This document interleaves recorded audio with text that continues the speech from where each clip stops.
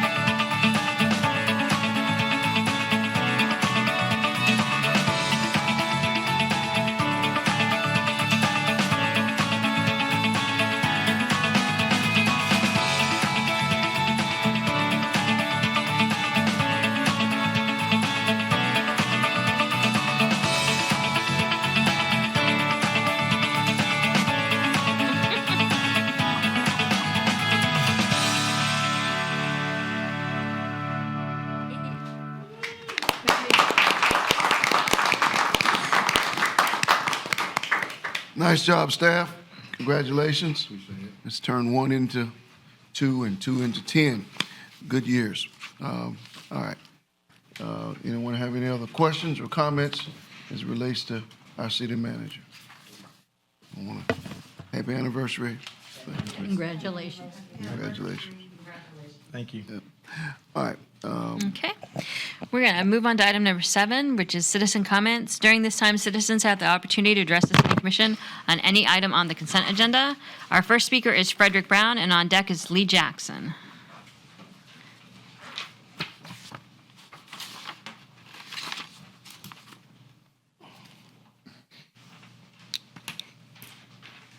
Good evening, it's Frederick Brown, 1508 Crescent Ridge, Daytona Beach.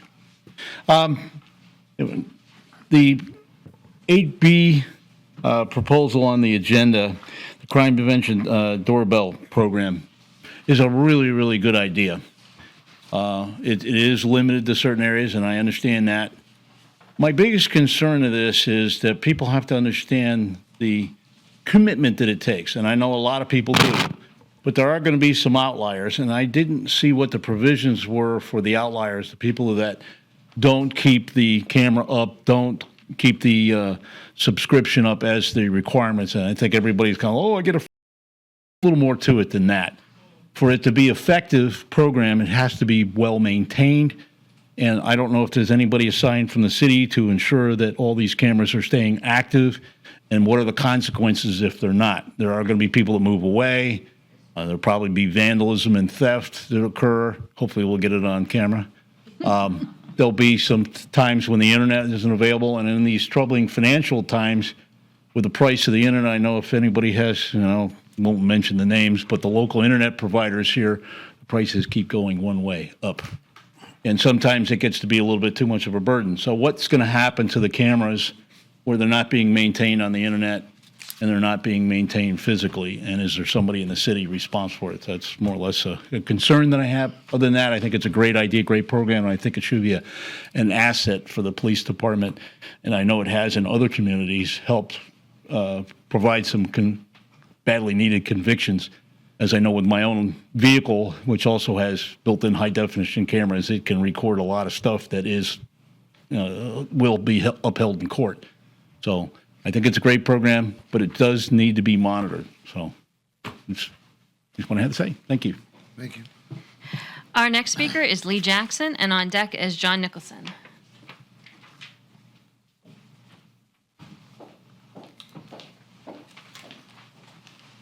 Good evening, Mayor Henry, City Council members, city leadership. I have a prepared statement that I need to read so I don't forget. My name is Leetta Jackson, and this is my husband, Mike Jackson, and we are founders of the Women of Virtue Foundation. Our foundation was formed in 2015 after my husband's amazing recovery from stage 4 pancreatic cancer, and we officially became a 501c3 in February of 2017. God spoke to Michael in 2015 and told him that he should find ways to give back to the community to honor the gift of continued life that he had bestowed upon him. And we set out to do just that.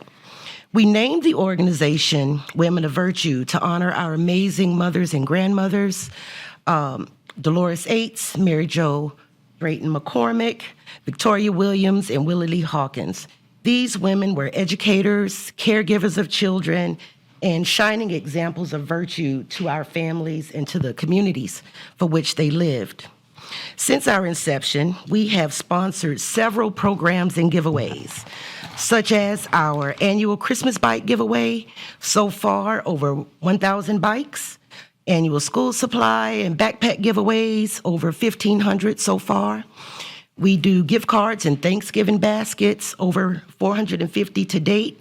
Also, this year was our 5th year in a joint collaboration for free Easter dinners. We've done Easter baskets, over 700 so far. We provide summer camp scholarships for children to attend the Midtown Community Center summer program. 10 students so far. This is our 2nd year. We sponsor Mainland High School basketball, track and field basketball teams, and we also give bikes to for children to participate or that have participated in the Daytona 100, sponsored by the police department. We sponsor pool parties for local youth and cheerleading teams, and this year we are sending 10 students from Campbell Middle School to attend the Vince Carter Camp basketball camp in July. We also sponsor groups to participate in cancer walks, and we provide Lyft and Uber rides to patients that are in need of treatment, and when we can, we pay for medications. All of these things take funds, and we are constantly fundraising to make a difference in the lives of others, which brings me to why we're here tonight. Some members of the Daytona Beach leadership, such as Commissioner Cantu, Zone 4, have recognized our work by donating to our organization as private citizens. And we're here to solicit the great city of Daytona Beach for additional funds that may be earmarked for 501c3s, organizations, and purposes. I do have brochures, and thank you for your time and consideration.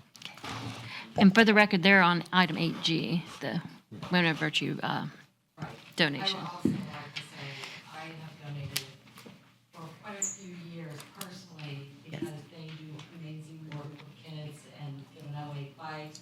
And we had a mutual friend that from my church that passed away with cancer. We did honor her, Sister Hertman though. And I am very pleased with everything you do, so it's an honor to give you money. I knew you gave away bikes, but I want a brochure. Absolutely. And you can, I didn't know you did all, I knew some, a little bit, but that was impressive. Liz. our website. If you want to leave them information all is to on her, the then we'll brochure. make sure they all get a copy of them.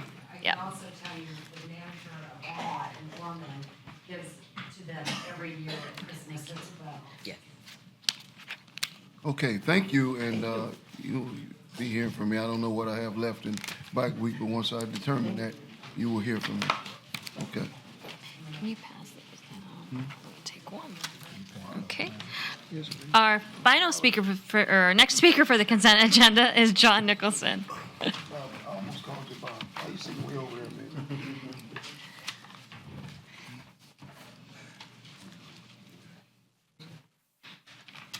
John Nicholson, 413 North Granbury Avenue. Nice video. You're a pretty good old guy, you know. Except that plaid jacket and that Christmas sweater, they got to go. Everything else has been fine. You run into him everywhere. Seriously. There's no public meeting. There's no county meeting. He just pops up. So we didn't see that in the last city manager we have. So I don't know how good he's going to be in the long run, but his first year has been really good. Keep him going. Secondly, moving the advisory boards to the consent agenda. I don't know if this is a devious move or something that's long overdue. It really doesn't belong. I mean, the consent agenda is for something that is just mundane. And boards are basically mundane. Unless there's a reason, and then you guys can pull it, there's no reason to have a discussion on it. So it really should be on the consent agenda. And I don't know why it took so long. Derbyshire Ball Field. We're putting it in where there are 4 other ball fields. Beachside has no ball fields whatsoever. So if you concentrate all the ball fields in 2 areas, you've got 4 at Bethune Point, you've got 4 at Derbyshire, now you have 5 at Derbyshire. Are there anywhere else in the city? So I think that's where it's going. So I would ask that if it's going to Derbyshire for the Tortugas, $50,000, I think it's going to Derbyshire, that we might in the future thinking of expanding it so that if there are other areas that need it, like near the new elementary school that's going up on, where is it going up? Next to Campbell. It's Torrey T, but it's going on one of the side streets. But that area could use it as well. FDOT landscaping. I know we're continuing it, but I'm not happy with A1A. The weeds that are growing through A1A. It's a beautiful landscaping. The grass is just horrible. Same thing with the boardwalk. The grass is just horrible. And there's something there, but the reuse main. I talked to someone on the way out. Remember I came earlier with the CRA? The reason has anything to do with the Beach Street extension. It has nothing to do with that. They just decided to put it in with it while all that construction was going on. It just made more sense. So it has nothing to do with Parker Mitchenberg and any mistake or anything of that nature. It's just makes more sense to do it while everything is torn up. Thank you. My next speaker is Doyle Lewis. Good evening, Commission. Doyle Lewis, Daytona Beach, United States. I'm here to talk about the emergency removal of the derelict boats, the vessels. About 5-6 years ago, I was approached by some of the people that were trying to sell some of these boats before they got in disrepair. They wanted me to take some of them down to South Florida so they could be sold down there. But that fell apart because they just didn't have the funding to do it, to pay somebody to take them down. I got interested in a couple of them. I've been trying to take ownership of one of them for 3 years. As a homeless person, this one would be worth the value of it because it was still a floating vessel in decent shape to rebuild, to completely put new electronics in it because some of the people were misusing that vessel. I believe the last 2 owners actually passed away before I could actually finalize the ownership of this particular Sea Ray 36-foot cabin cruiser. I finally, after all the bumps and walls that I've hit trying to take purchase of the vessel, found out that it was taken on the 21st, Saturday. I seen it Saturday morning. It wasn't there Sunday morning. Today, I finally had a chance to talk to a person from Seatow, and he slammed the phone down on me and said I need to talk to the officials of Daytona Beach, especially the police department. The police department doesn't really like to hear me talk. They like to tell me what to do. So I came here today to actually find out how I can get the ownership of this because I already know how to take the ownership of it through registration, but I've hit so many brick walls with the police not liking me being around the river. I've also had the boat that I was actually going back and forth to the boat once I found it back in October, stolen, so it was a little bit difficult to get to it. So I'm asking for your help in understanding how to get this boat purchased out of the 10. Now, out of 10 boats, this one here was pretty easy to move, so I'm sure it didn't cost $50,000 to move it. It probably only cost about $1,000. I would like a little input. I got all the information on it. I've had all the information on it for a year or two. I was actually on the boat and removed by the police. And I said, it's my boat. I just don't have the paperwork with it yet because both of the owners that owned it passed away. Thank you. I'll be talking to you. That was my final speaker for the consent agenda. All right, we have a motion to approve the consent agenda. So move. Second. We have a motion, we have a second. Do we have any questions or comments? How many fields are at Derbyshire? I've been there a long time and I haven't seen 5 fields. Yeah. I think Back in the 70s. I think it's 3 fields, and isn't one of those, the money being used to repurpose that field for Little League, to accommodate younger children and smaller children? Yes. Yeah, okay, that's all I had. Thank you. Okay.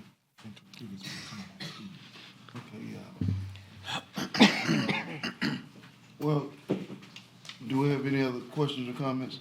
We'll go ahead and vote on the consent agenda, and then, so all those in favor, let it be noted by saying aye. Aye. Those who are opposed, same sign. Motion carries 7-0. At this time, I would like to invite Bob Fragolic, one of the owners of the Tortugas. Is that correct? You can help me if I murdered your name. And Jim Jaworski, I got that one. But I would say you guys are a welcome partner in the city of Daytona Beach, and this is a symbol of why you're welcome. Well, I think this is a great effort, and thanks It's our pleasure to be here. I'm Bob Fragol, standing next to a Jaworski that I thought sounded easy to pronounce. But so I am one of the co-owners and what you might think of as the operating partner for the Daytona Tortugas. Jim, of course, knows everybody and around these parts, but he is our general manager, celebrating his 13th year here in Daytona. The last couple of years have been rather interesting for all of us. Over at the Jack, we learned in 2019, of course, that we were on the contraction list to be eliminated from minor league baseball. And that was crisis number one we had to deal with, which we did with your help. Crisis number two, of course, was COVID. And minor league baseball across the country went 21 months with no revenue. We had to figure out how to make that square whole, which we did, again, with your help. So thank you very much for the city's support and the commission's support, because without you and this team that we built to survive these two potentially catastrophic business-ending events would not have been possible. Just like to briefly put some texture around our pledge. We started the Tortugas Care Foundation about 5 years ago to formalize or make some more systemic our philanthropy here in the community. Now, I spent 35 years with Procter & Gamble all over the world, and as a basic tenet of the Procter & Gamble company was we first invested in the community to make the community better. And if we did that, then business would be rewarded. So to our core, we believe that our responsibility is more than baseball around here, but it is to improve and make even better the lives of the people here in Daytona Beach, Volusia County, and our marketing area. The foundation has been instrumental in that. Extra to that has been the personal investment by the owners in the community. Some of you are familiar with the help that we gave the Miracle League in New Smyrna Beach to finish that field years ahead of time. That was all personal funds. This is personal funds. The owners pledged $50,000 out of our personal pockets to help build at least one and maybe more fields. We envision these to be Little League fields, purpose-built Little League fields. We've been trying for years to reestablish baseball, youth baseball in the community. And I hate to say it, but I believe that if we build it, they will come. And we can retrofit big fields to little kids, but I want to tell you something. It's not the same. It's just not the same. And so we envision and would like to participate here and in other places of the city to help build proper purpose-built Little League fields. And that's the pledge from not only this event, but for the future from the ownership of the Daytona Tortugas. So again, thank you very, very much for all the support that you give us. Those of you that are on Facebook friends with me, I appreciate the friendship and the support at the Jack. This is a transformational type of effort that we're all going through on City Island, and we're just really pleased to be a part of it. So thank you very much. Thank you. All right.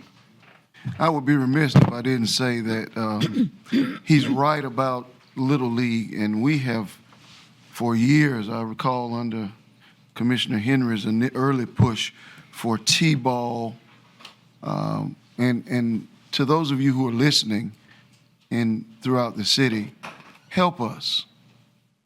Help us to rebuild baseball in Daytona Beach. Help us to get little kids involved, because usually they don't have to pay. We just need the kids to come out and play, and in some cases we need some folks who know how to coach to come out and coach.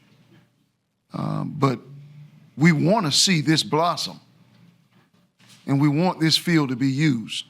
So let's get the word out about what a generous offering that the Tortugas have made, and let's find the children, because we know that they need the activity. And let's tether the two. Thank you. By the way, I was working all afternoon at the ballpark, which is a bit why I'm dressed like that. That's all right. Made it easy to identify who you were. Thank you. I just want to say how much we enjoyed going to the baseball games, and we went to a few of them this year. Wonderful people, all ages, all sizes, everything is so enjoyable. They have, during the innings and things, they have little skits and whatever, games, whatever.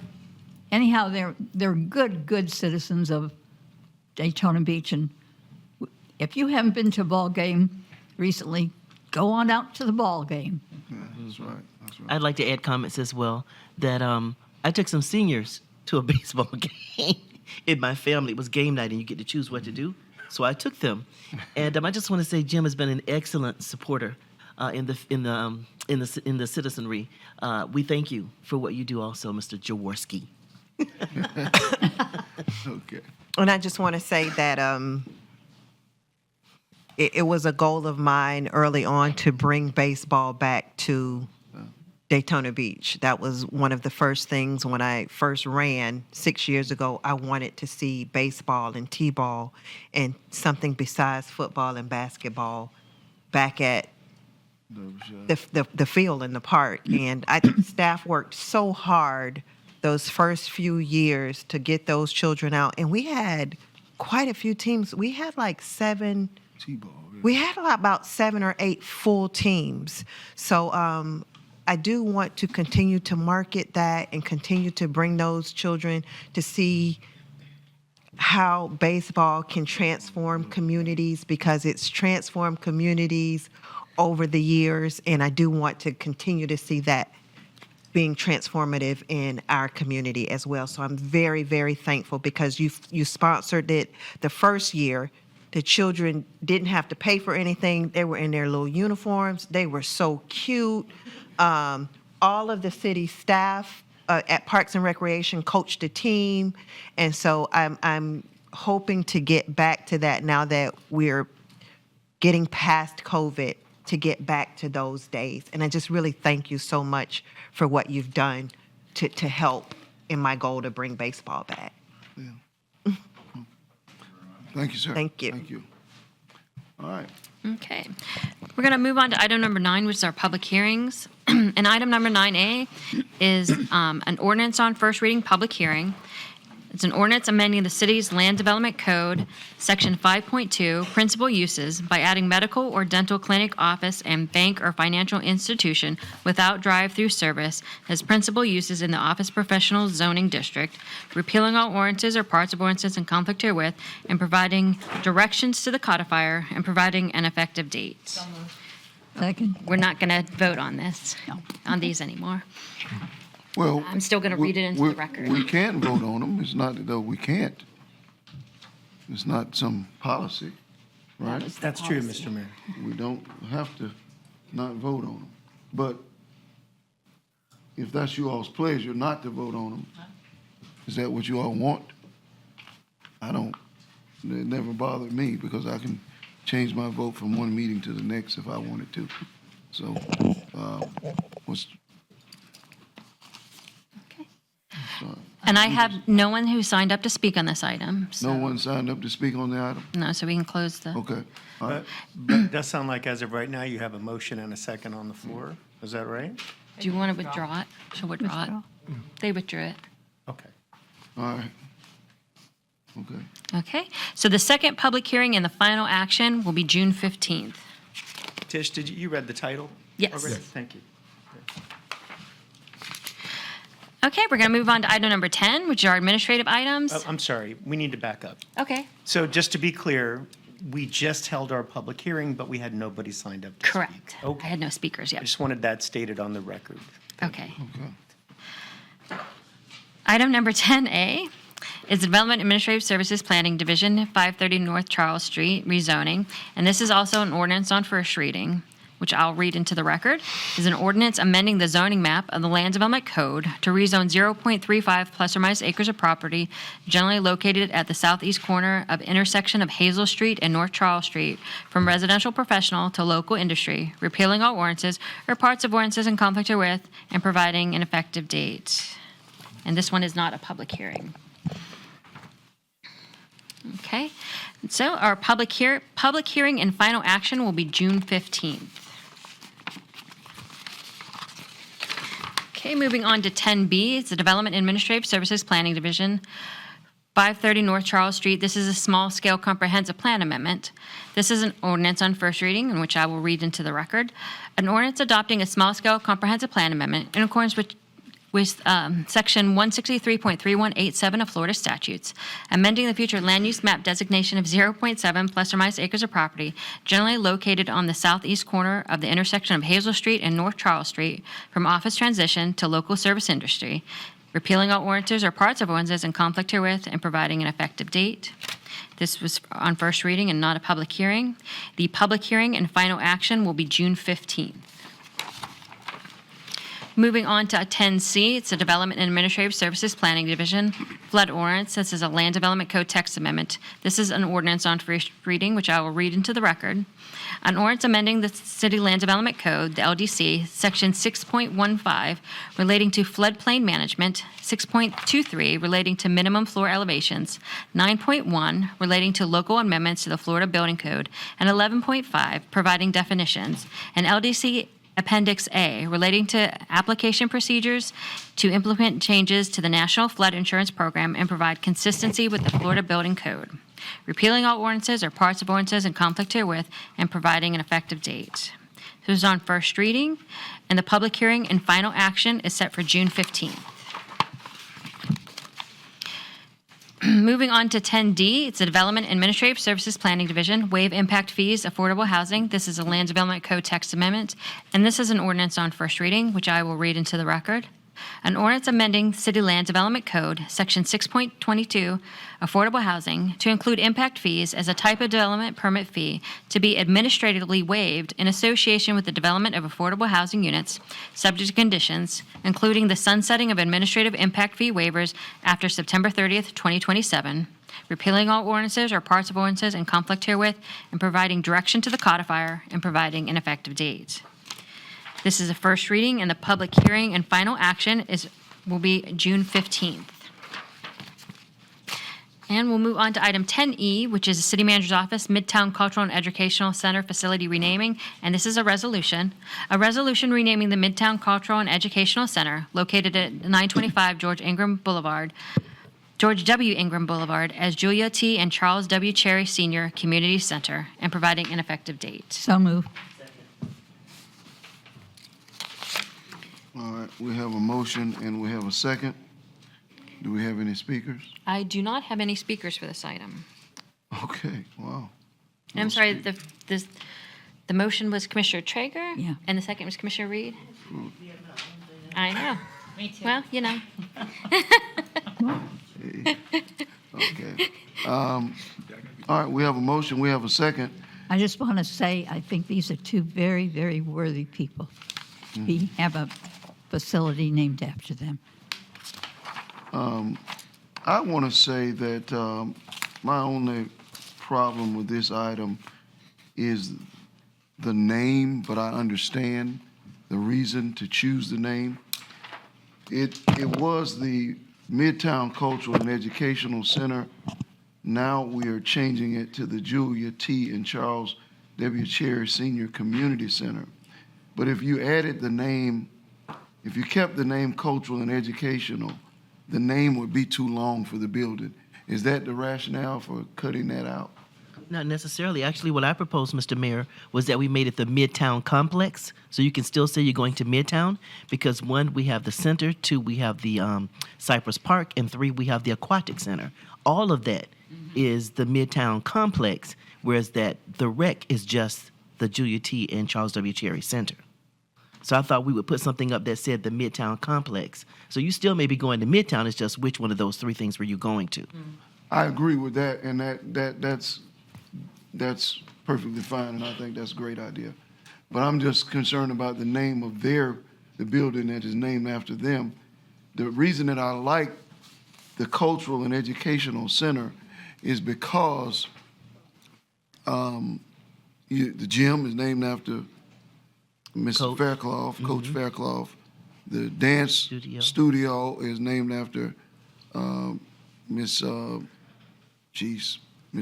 Betty, what was her last name, who was my teacher and my mentor, the dance coach from Campbell. Forgive me if it's Fifi, for not remembering your sister's last name. But the gym was, that's named after her, and it is a cultural and educational I don't have a problem with that. facility. And then you have the Cherries, Miss Cherry, who's a teacher, and Mr. Cherry, who I think added so much to our culture. But I just want to know, does that look like too much for the name on the building? Let's remember that, because I think that's important. It looks big. I think their name should be on top, and the education and culture could go underneath. Okay. I don't see a problem with that. Okay. Wow. Okay, are you willing to amend your motion so that we can do that? I amend my second. Okay. Okay. We have a Do you want me to motion. and read we it? have a- So it'll be the Julia T. and Charles W. Cherry Senior Cultural and Educational Center. Correct. Okay. Great. So I'm gonna. At the Midtown Complex. Yeah. Yeah, but it doesn't need to go on the building. No. That must be a Something plaque else, or something. Sign on front or something, yeah. Mm-hmm. Perfect. Yeah, we can put that Wonderful, on there. wonderful, great. Okay, we have a motion, we have a second. All those in favor, let it be noted by saying aye. Aye. Those opposed, same sign. Motion carries 7-0. So that was our last agenda item for tonight. Okay, we'll move on to our commission comments. Who was first? Was it May. I Commissioner think we May? had Yeah. 11. Okay, so a couple of things. June 4th, the park opens on Beach Street, starts at about 8 a.m. with walking and jogging, progresses throughout the day with music, entertainment, games for kids, and then like a lawn event with live music in the evening times.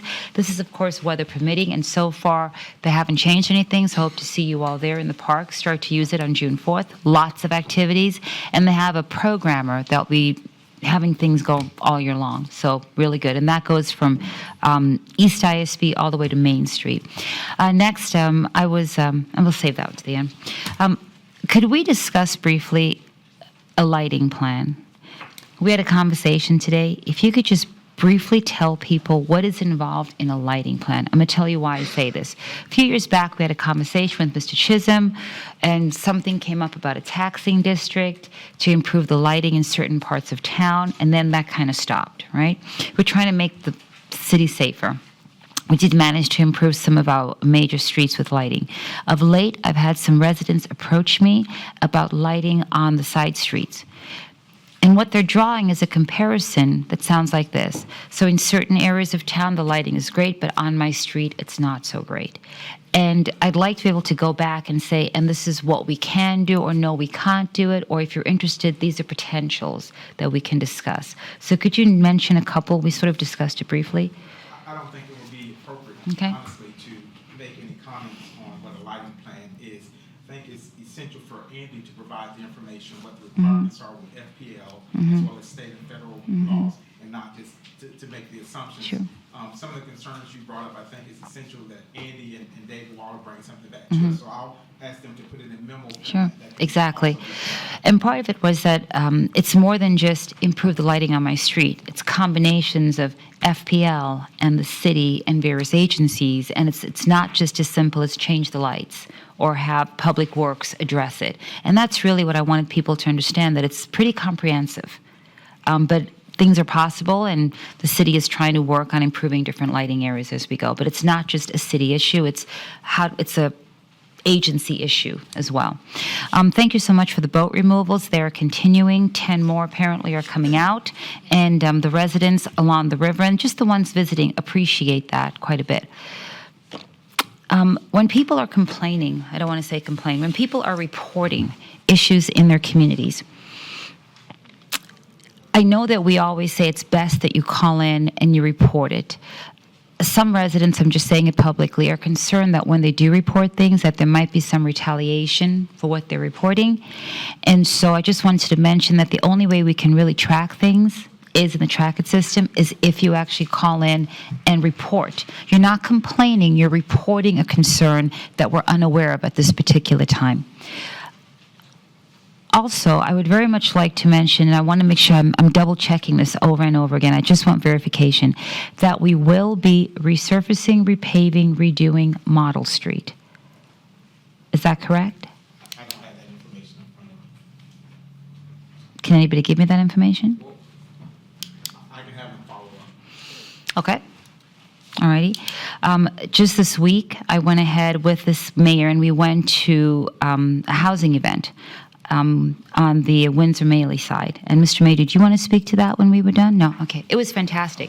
So they have a $60 million renovation rehab plan. The residents are extremely happy.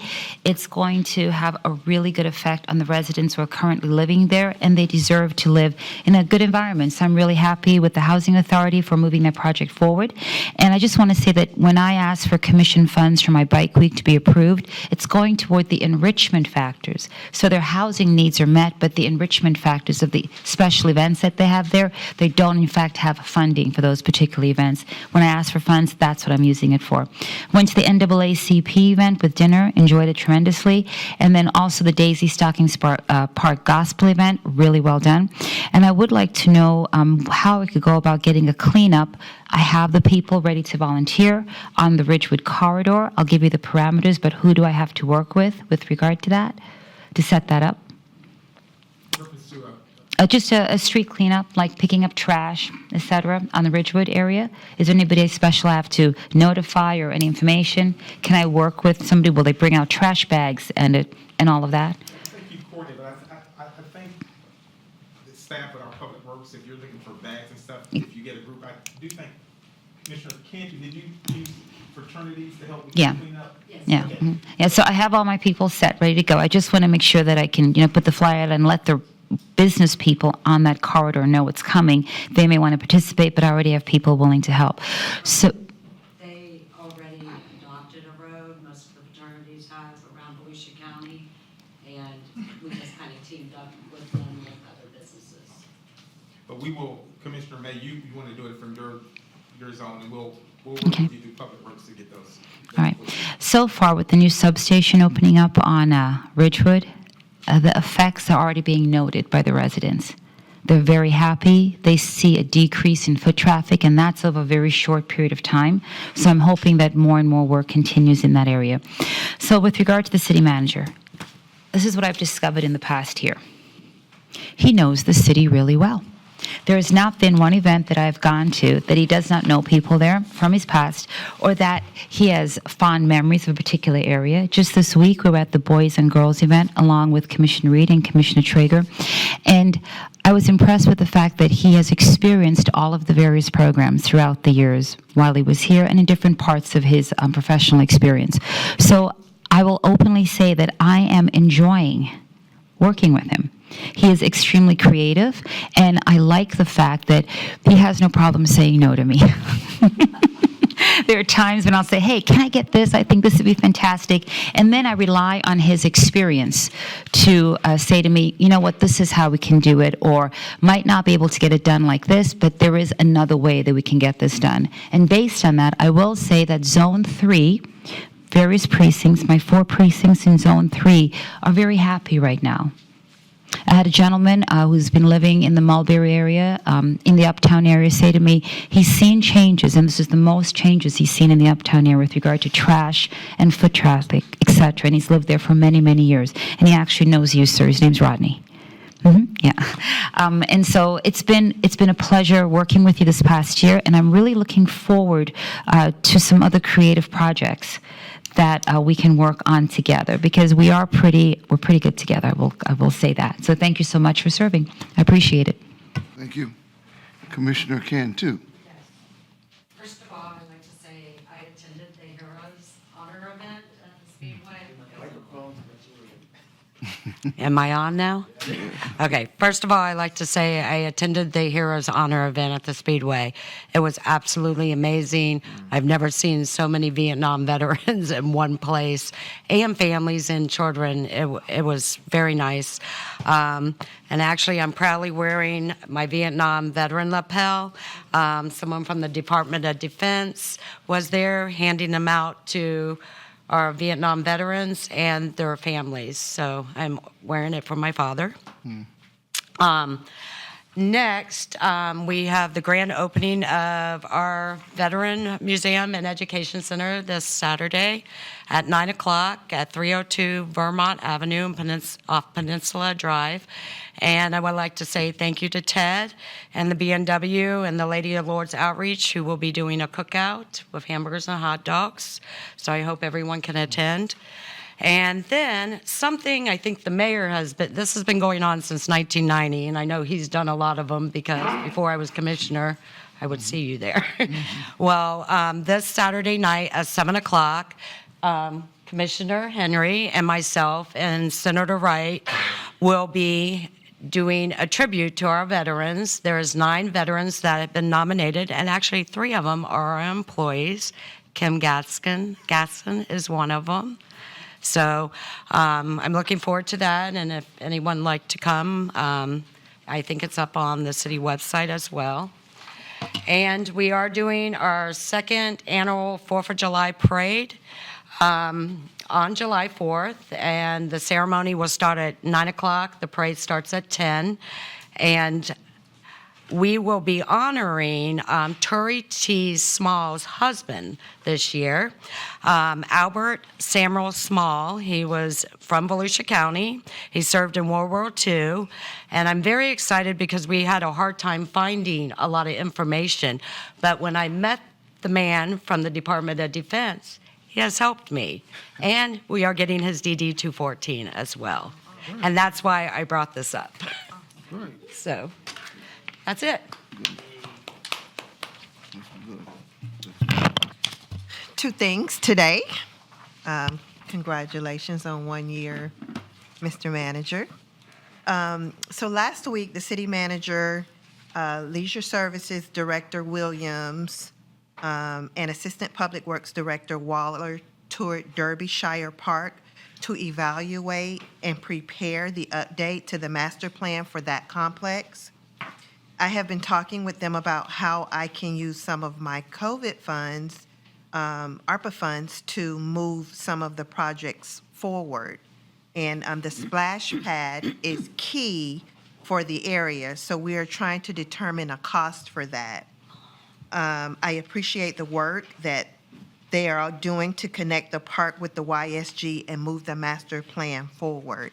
As you know, that park is the most used park in the county, and there is no water access there. And I think that we don't really have to have a pool, but we need some form of, in Florida, water for the children and families to enjoy. And it will give the opportunity for us to bring in activities at the park for younger children and younger families. I think that part of the issue at that park is that it's geared towards children maybe 10 and up, 8 and up in that area, when we need to, as we work on the master plan, we need to ensure that we have enough activities and enough equipment for younger children. I don't really see anything out there that a 2-year-old or a 3-year-old could technically get on and be safe enough. So I think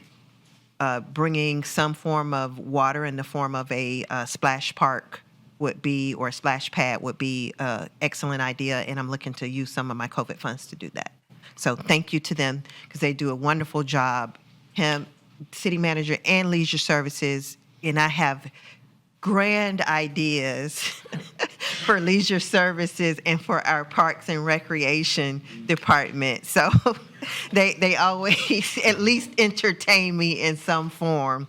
I've been speaking to them about a softball league for women, because I believe that mental health for women, and especially after COVID, is it's a great outlet for women to be able to get out, be physically fit, participate, and the older folks can enjoy the parks as well. We attended Emancipation Day with the NAACP, myself, Ruth, Ken, Paula, and Commissioner May. And it was a wonderful event. It was the first Emancipation Day. The food was really good. And it was from the NAACP, and the City of Daytona Beach was honored for our work that we have done with moving the city past COVID. Those are my, oh, he's bringing out the award.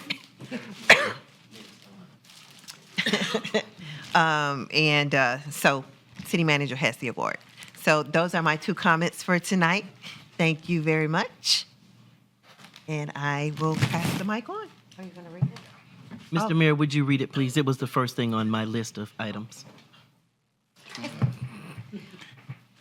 Since they moved Volusia me, County, Daytona Beach, NAACP National Association for the Advancement of Colored People Frontline Hero Award presented to the City of Daytona Beach in honor of your service during the COVID-19 pandemic. Thank you for serving on the front line and battling the coronavirus and for rising to the occasion to assist all during this critical time. Your agency aided Daytona Beach residents in the form of COVID-19 testing sites, emergency rental assistance, utility payment assistance, waived permit fees, suspension of rental payments on city-owned property, and offered grant programs throughout the pandemic.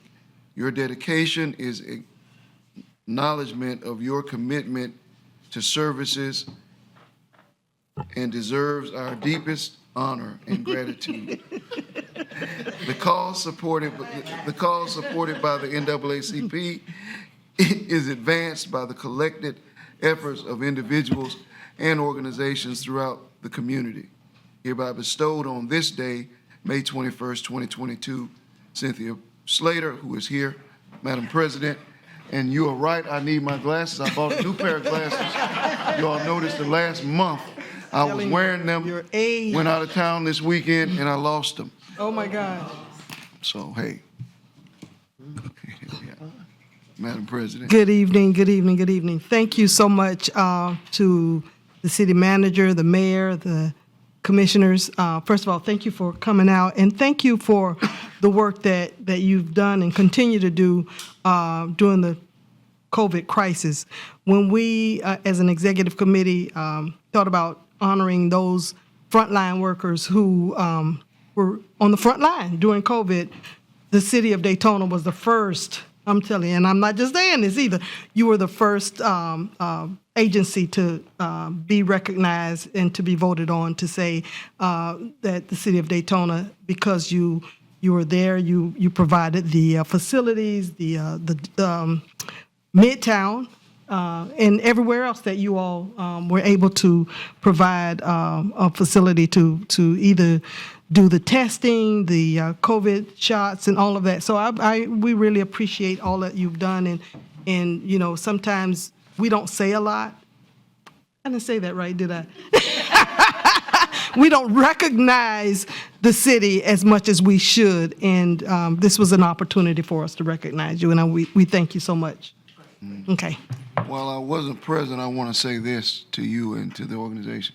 This means a lot to me, and it should mean a lot to all of you, because the COVID response is the defining moment of our generation. Yes, you're right. It's the defining moment. And so how you responded to COVID as individuals, as a community, as a commission, I'm proud of it. I am proud of it. I'm proud of what we've done and have done. And it wasn't always easy, and we didn't get everything right. But heaven knows and that we tried. And to be recognized, I think, says a lot, and it is deeply, sincerely appreciated. Yeah, and not only did you provide facilities for COVID outreach, but you also were able to, waive fees for residents. You provided all kinds of services, anything that the community needed as a result of COVID. You were right there, so I appreciate it. We appreciate it as an organization. So thank you. Thank you. I have to echo the mayor's comments in regards to that is greatly appreciated, because as you stated, oftentimes where arrows are coming rather than arrows, fiery arrows, but for your organization to recognize our efforts. We're citizens just like you all. That's right. And we have families just like you all. And oftentimes people just think that we're just, talking heads up here. But we try to be as compassionate as we can when we make decisions, because our decisions affect all of us. So we thank you. Thank you, and you showed that. Thanks again. Congratulations.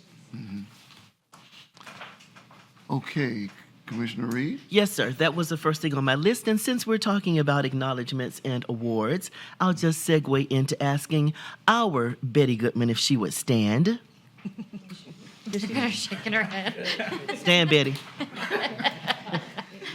On Thursday night, the Volusia League of Cities had its annual awards ceremony, and the president, yours truly, recognized Betty Goodman with the President's Award, which is the highest award that the League of Cities gives. Every city needs a Betty Goodman. Betty does more than what you can imagine. She's not just an assistant city manager or doing events and what have you, but anything that we ask of her, she's ready. She's ready, Betty. And we are so glad to have our own Betty. Let's just acknowledge how we feel about Betty and all she does for us.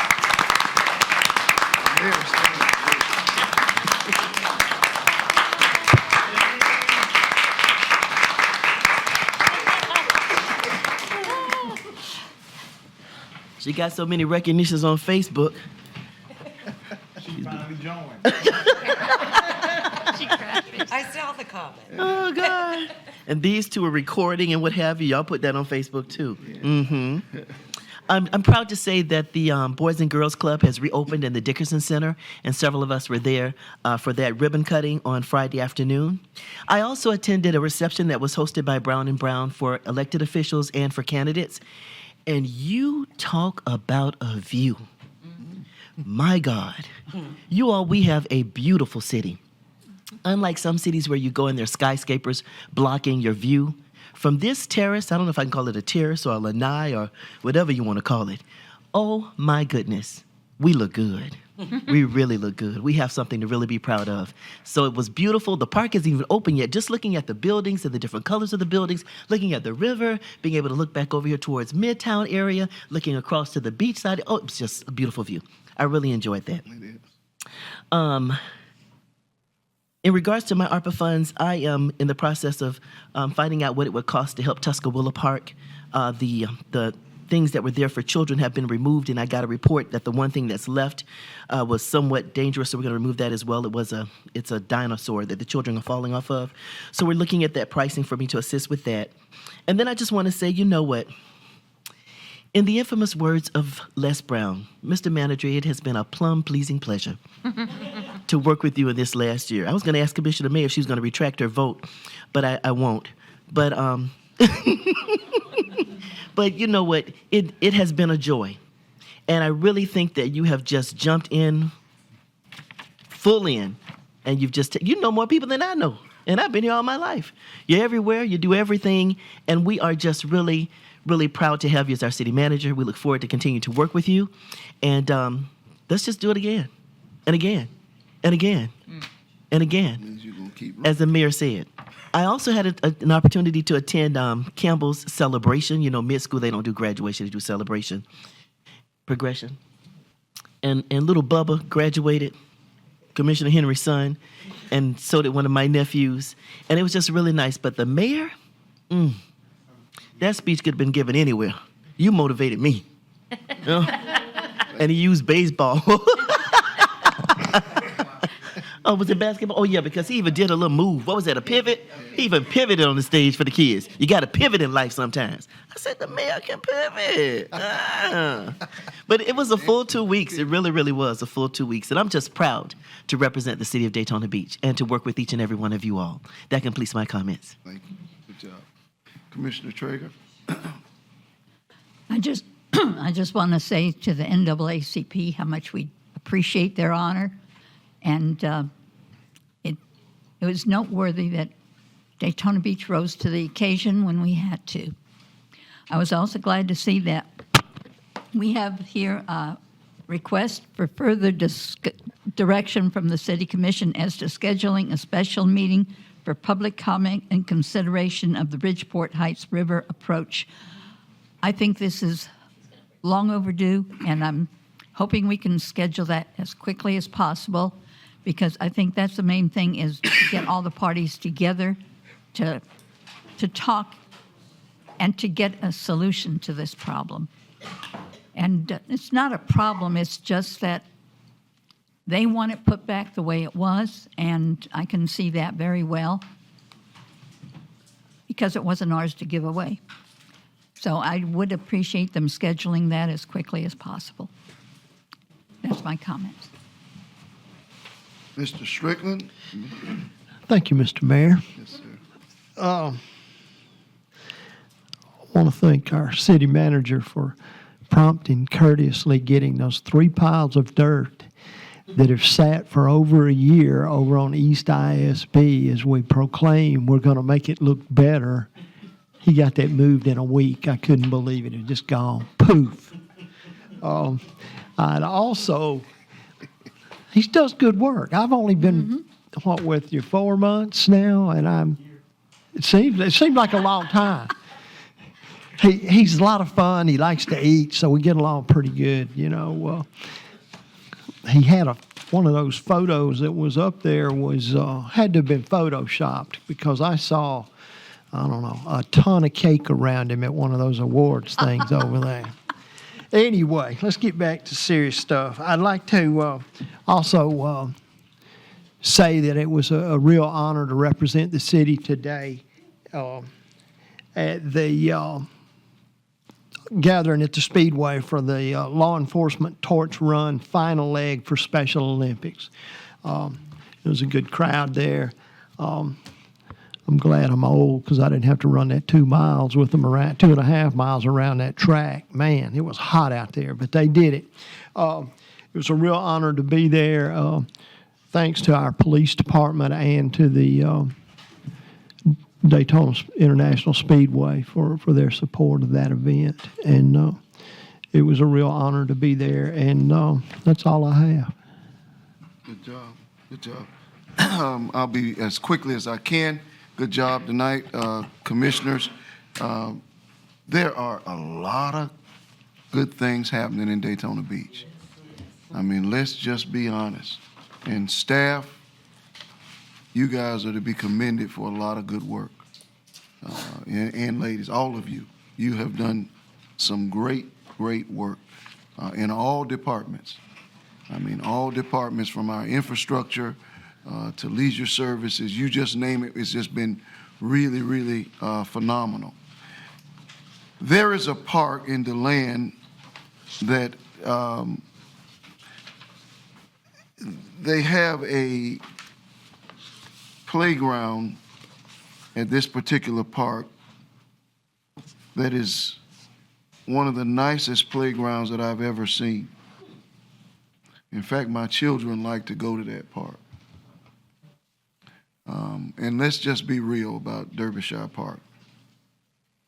It is, as Commissioner Henry said, the busiest park in Volusia County. It's extremely centrally located. I think you can get there quickly from most places in our city. I would like for us to take a look at that facility in DeLand. Now, when my children are bucker dogs, which means that their mother's from DeLand and their dad is from mainland. So they bucker dogs, as my brother calls it. But they prefer that DeLand Park. I'll find out the name of it, but I'm often angry because they always talk about that park. Let's go to this park that's around the corner from their grandmother's house. But let's look at that park, because I think that the physical facility in terms of playground space, everything else is coming to life at Derbyshire. but I would like for us to look at that and, you know, it's not something that can be done around the corner, but I think we need to have it as a part of our long-term plan. I would like to see us really take that to the next level. Commissioner Reed, you did a magnificent job in honoring our Betty because she is a community jewel. She belongs to all of us. She spreads herself all across this city, and you all know how I feel about her. Get kind of choked up when I talk about her. But you did a great job in honoring her, and I appreciate it. To those, as well as Commissioner Reed and those who support former Commissioner Cherry and Mrs. Cherry, the Williamsons, and I know you, Mrs. Slater, and all across the community, congratulations. I don't think that, you know, you could have done a better thing to represent our past and our future and bridging those things together. And I like the idea of keeping the Midtown name because that has, you know, become a sort of a centering point for us in terms of that particular community. So thank you. Mr. Manager, congratulations again. You are doing an outstanding job, and your team has received you well, and they are, you know, this guy works, you know, and that's, I think, the highest honor and testament that I can give. And, you know, you can have jobs that are big jobs and not really work. You know, you can be on a job and be retired. But he's working, and I will not be at the event this weekend. I will be at the U.S. Conference of Mayors. And as you may not know, but I will come back with 9,900 more ideas. And so We have it covered. yeah. Okay. Y'all gonna be everywhere? Yes, we have it Well, covered. I appreciate that. I know y'all do. But I will come back with a whole bunch more ideas. But I just want to commend you all on the great work that you're doing. And you have any comments, please? Just a couple of items. Just wanted to know, Commissioner Reed has been bothering, I mean, she's been assisting us in doing a community calendar. Working, that's been something she's been talking about to me, I think, for the last week, and she's found her way to Katie and Betty, my staff members. And so if you go into your thing, you'll see a very nice monthly calendar from Leisure Services, but we're going to try to work with our community partners because many of you have said something in passing, but Commissioner Reed has every day. But we're going to try to work with all of our community partners to make sure we have a master calendar for Daytona Beach. Put it on the website, but we have some great staff members that are working. But definitely want you all to look at the packet that is being put together by the communications team that's going out to everyone and participate. When I came here, one of the things I did learn in Polk County was that we have kids that in our public housing or in our communities that could not afford to go to our summer camps. And in both of the communities, we created what we call Fun on the Run, where we would take our summer camps once a month and take it into a public housing or into a park in the city and offer free camp. Pretty much everything you could do inside that we're just going to give it, if it was a bounce house, if it was baseball, basketball. And so I passed this information on to Leisure Services, and I am delighted to see the Summer Fun on the Run that will be at the Daytona Gardens apartment, the first one on June 15, where those kids will have access. We're going to cook hamburgers and hot dogs and shoot water guns. I don't know what they're going to do. I'm not going to be in the dunk tank, Betty. I can tell you that. The mayor may be in one because I know some of the employees don't like me as much as they used to. So I need to wait. But this is for kids that don't go to summer camp. We're going to take the camps into the neighborhoods, and not only in one area, but it's going to be throughout all of the city to make sure that Summer Fun on the Run is something that is set up. So I think that I appreciate Leisure Services. One conversation, and they ran with it, and I just really, Joe Chirilla and his wife, they're going to kind of lead it. You know, I think it's important for our school resource officers to build a relationship. So if one of those kids is getting out of hand, our SROs, they know the kids. So they know how to call them to the side and build a relationship that they don't just see them in a police uniform. They can see them in shorts and a T-shirt having a good time. And so I appreciate Leisure Services with that. I hope to have the Nexus study to you all in the next couple of weeks for affordable housing. We actually sent it back because it was not what we really wanted, but I hope to have that to you all in the next couple of weeks. Maybe it will be here before your next June 15th meeting. Hope to review that real quick. Glenn and his team with the boat removals, I'll be sending you pictures. I have to applaud them because Glenn, I think he got tired of hearing me and the building official and hearing from commissioners that live on or near the water or their zone is in there. So he started working with Fresh Florida Wildlife. What is FW? Fish and Wildlife Commission. Fish and Wildlife Commission, and all of you all commissioners have been talking about. So we're removing those boats. I'll be making sure tomorrow or Friday to send a date for our retreat, because when the mayor gets back from his ideas conference, he calls it the mayor's conference. It's his ideas conference. I know he'll be ready to start putting the agenda together for our retreat that we need to have so we can start preparing for the next year with what we are as a city and how we grow in our capital projects and looking at some of the LDCs dealing with trees, dealing with road pavings, dealing with improvements. So we'll have all of that wrapped up in one full day of activities at a location where it will be available also for the citizens to come. I think it's important that citizens participate at the very top of it so you can hear what they're saying, and then you all go into your sessions to discuss how we move forward. But we'll have that after he comes back. Him and I meet, and then we'll finalize our dates to schedule that. Let me see. That's all, Mr. Mayor.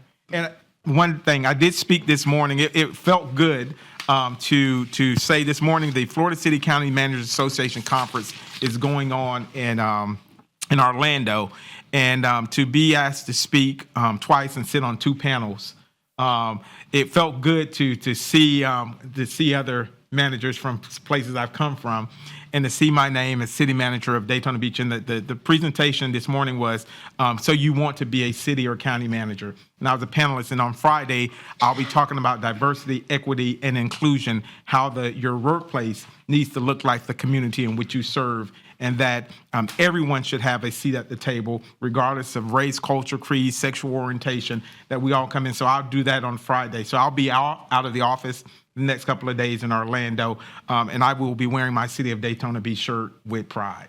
And thank you for the opportunity to serve this community. Thank you. Mr. Mayor, I'm here tonight in Mr. Jagger's absence. He was ill.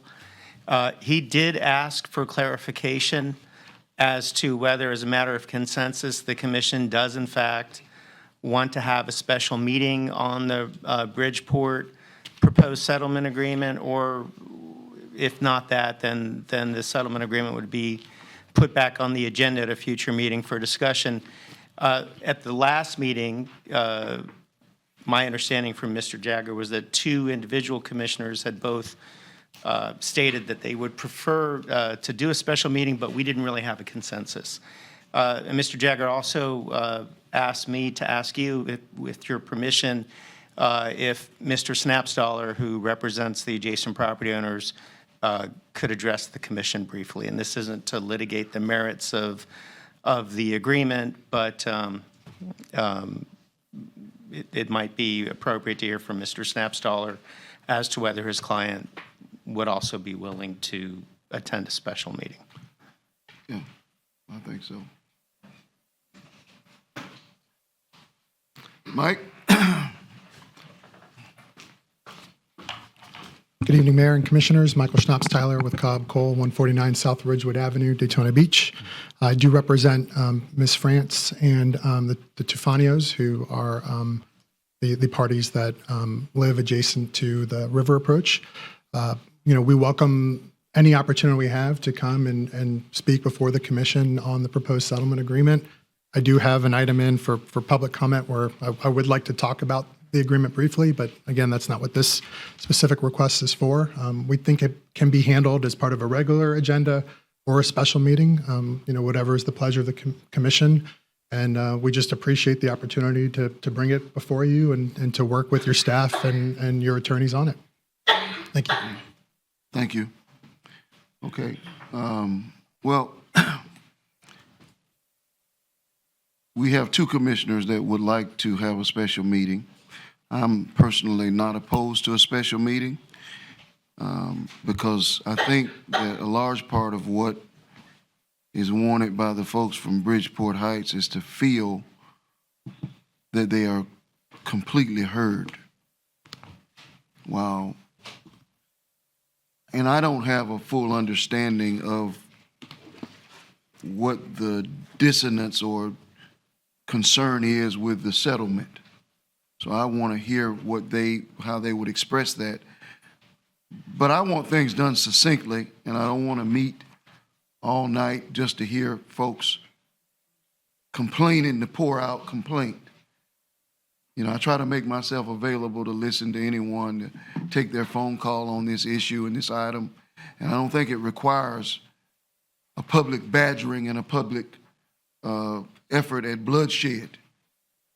Because I've said this all along, I want this to be healed and to be solved. And so if they feel that that's so necessary, I want to understand from you all's perspective why you concur with that and how we're going to move on, because I do want to get it settled. And I haven't picked a side personally, but I think we need to get this settled. So why is it that we, from you all's perspective, should have that? Because the people feel like they have not been able to express exactly what they want to say. They feel like the lawyers got together and kind of left them out. And I think to have a open forum or whatever discussion so that they can, from their heart, tell how they feel. And so the other parties can tell how they feel. And I'm sure they can resolve this. It should not be that hard. But I think the main thing is they felt that they were not being listened to. And I think once they would have a meeting that they would be listened to and the other party would be listened to, I think they can come together real easy. I feel like they've told us how they feel every week for a year. Possibly, 2 years. But for some reason they felt they haven't been heard. But I don't want anyone to walk away and say we haven't heard them before making a decision. But at the end of the day, we have to remember that we represent all of Daytona Beach, including them. And we will be the ones who have to make a decision. So I want to know, I really want them to come and be able to state succinctly why it is that they disagree with the proposed agreement so that we can either take their advice and funnel it into some form of agreement that we hope will work and move on, because I don't want to live here. That's why I think an informal, maybe downstairs, would be the best route to go. Well, no, it can't be because they're going to want to speak. So we're going to have to allow for public comment. So I think it needs to be right here in the chambers so that we can give them a certain amount of time. And I'm not sure exactly how to make it a functional meeting, but Ken? I think that in the name of transparency, we should allow the ones that wish to speak on it, that are against what happened, and I can understand why they're against what happened, to allow them to have their say, be transparent with it across the board. Everything's out there on the table, because I think most everybody that sits up here, especially our city attorney, knows that what's on the law books is what's going to rule on this in the end. And so once everybody has their say and it gets put out there from both sides, it's be a done deal once it's decided by the lawyers, and whatever the law says has to happen with that. From what I understand, that the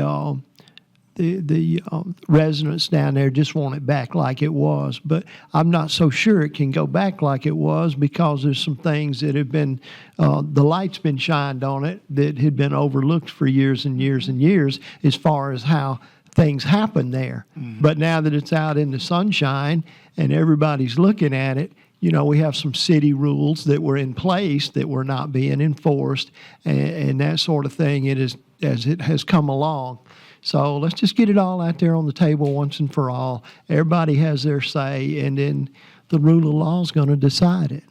I like the idea of letting everything get out on the table, because what you said sheds a light on it. But the truth be told, I don't like what happened. No, me either. Okay, so I don't, and I was part of what happened. But I think that's as transparent as you can be. Then you try to fix it. So I think we're at a point where you're right. Let's let them just pour out whatever they feel. But I would hope that they wouldn't come and think that they're going to just talk ad nauseum. I want it succinctly stated. These are the things that we want or we believe, and then we will be able to hear why some of the changes need to happen, and then we make a decision and we move on. Because that's where I think, that's really where I am. We make a decision along with the original applicant. Either we agree or we disagree, and if we end up disagreeing and it has to go to further litigation, then that's just where we'll be. But at some point, it has to end. Would you all be agreeable to having this meeting? And we're going to put a time certain in terms of length on the meeting. We're not going to meet for 3 hours. Not going to happen. Doesn't require that. I'll put a 1 hour and 30-minute time limit on it, and the meeting will end within 1 hour and 30 minutes. Put an agenda together. Anyone who wants to speak, I think they should maybe reach out to staff so that we know ahead of time going into the meeting what we have. Now, if you come back and they got 50 people that want to speak, then it might end up going over 3 minutes. But I want folks to let us know ahead of time, because, and it's not to say that we don't want it in the public, but I don't want to meet all night about it. I want to have a purpose-driven meeting that we get to the bottom of it. Okay? And I know they're listening. So do we have any other questions? Can we have this before a commission meeting, not on a special day? Mm-hmm. We can. Okay. I mean, just like we have the shade meetings. Next commission meeting is in the shade meeting. Oh, okay. So let me just, so that we're all on the mic, a shade meeting that was scheduled for tonight involving the Naked Cowboy litigation had to be canceled because the outside counsel was ill. I think we're going to want to reschedule that to happen before the next commission meeting. So that might not be the best time to have this workshop on top of that meeting if you're going to do that, but that's up to you, of course. We have an extra week and a half in June, so we can have a 22nd, 29th. I like that idea, because if we get to having it too early, a lot of them are going to complain they have jobs, they can't get here at that time. You know, if we start having it at 4 o'clock in the afternoon or something, it would not be a good time for working people that live in that neighborhood. Okay. Agreed? The 29th is 5 o'clock? 5 o'clock on the 29th? Is that too early? Is that too early? 5:30.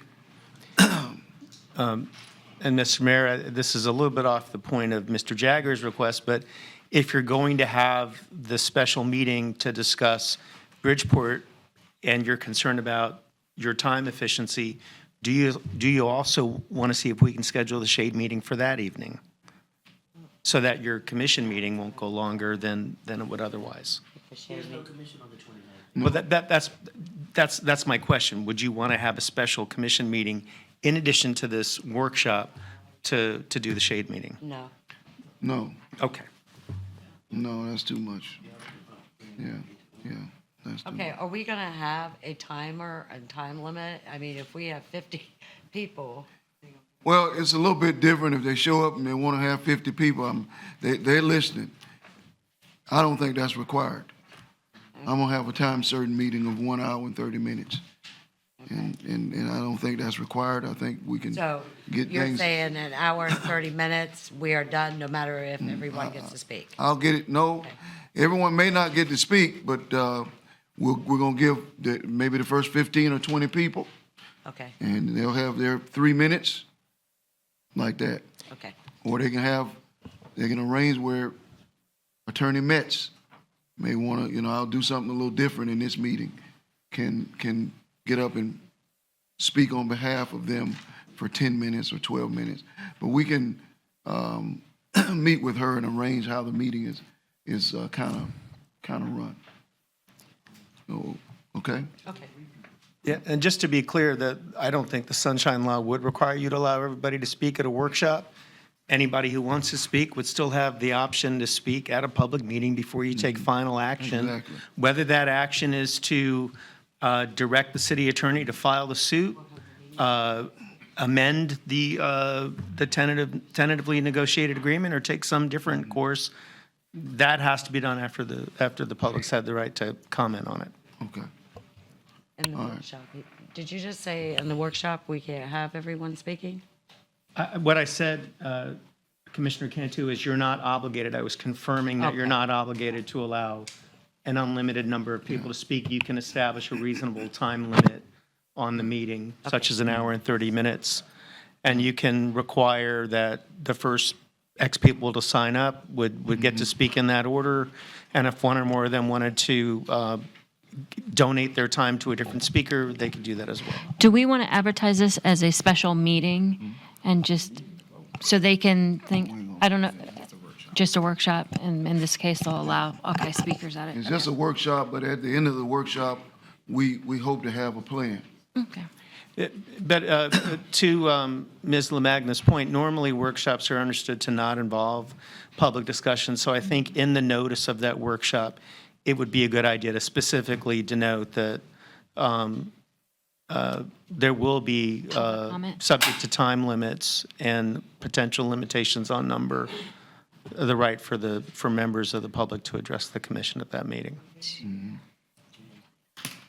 Okay. Very well. So there's a consensus. We thank you for your feedback on that. Okay. All right, at this time, we will hear from residents of the city of Daytona Beach. Okay. My first speaker is Randy Gray, and on deck is Dan Stone.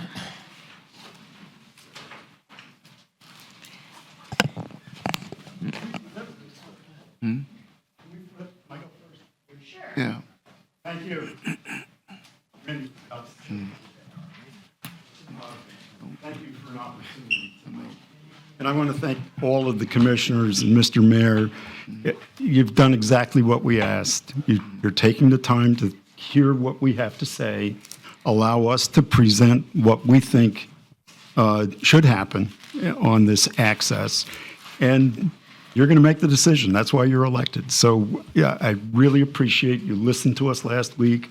You're going to give us an opportunity to speak, and that's all we asked for. I also would like to say, I've lived in the city about 4 years. You run a good ship.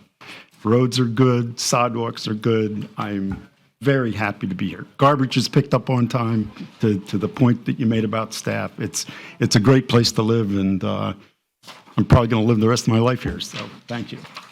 Good to hear. Thank you. Our next speaker is Randy Gray, and on deck is Lee Jackson.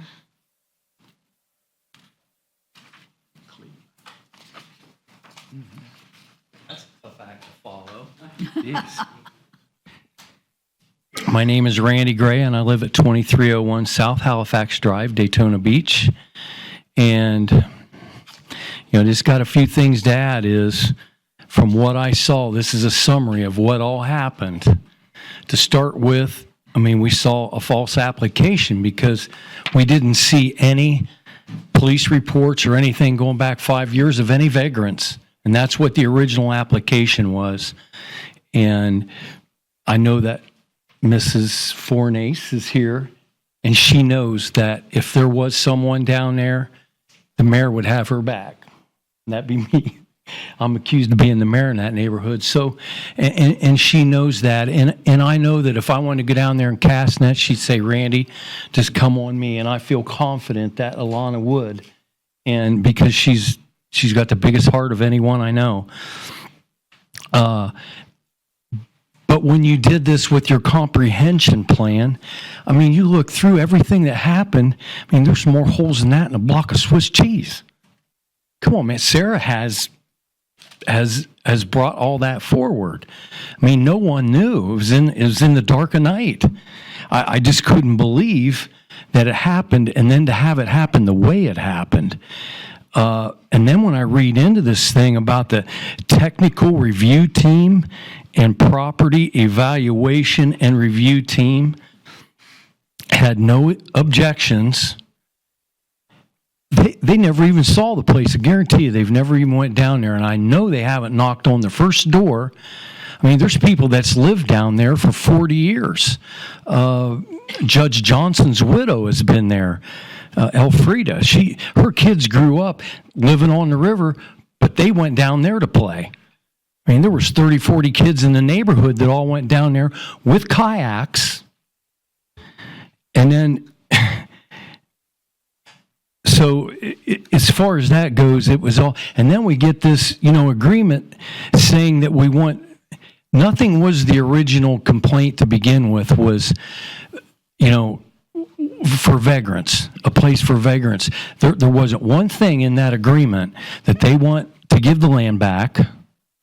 There's not one thing that included vagrants other than they would take care of them themselves.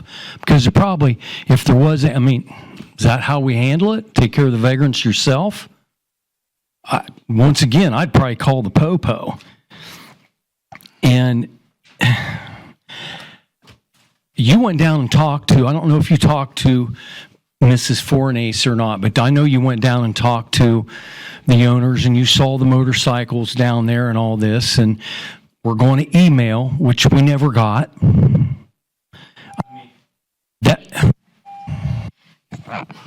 short. Okay. I had a sheet for Bob Fragoli, but I think from the Tortugas, but I don't think he's here. Our next speaker is Lee Jackson, and on deck is Frederick Brown. Okay, no worries. Then our next speaker is Frederick Brown, and on deck is Libby Coleman.